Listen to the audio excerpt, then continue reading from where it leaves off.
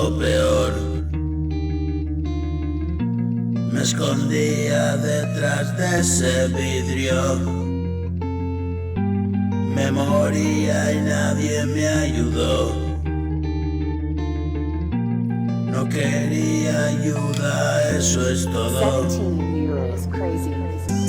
Poco a poco al infierno bajo, mi alma en soledad ardió. Yo solo quería sentirme mejor y la enfermedad me atrapó. Nunca he sido yo muy hablador, he crecido bajo el yugo del dictador. Detrás de la libertad se perdió,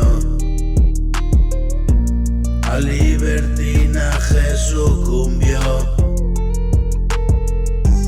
Hoy estoy en guerra y el pasado ya pasó. Hoy pinto cada día de un nuevo color. Hoy las circunstancias han cambiado. Realmente he sido yo quien ha cambiado.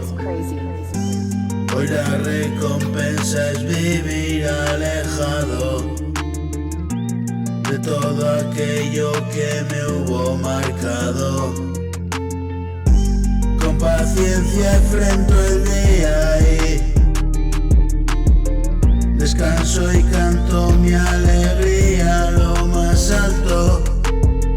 Y hay una fuerza poderosa que vive en mí, eso que llaman Dios, a lo que al morir te aferras. Sigo la ruta de la vida y puedes hacerla conmigo, a mí no me molesta.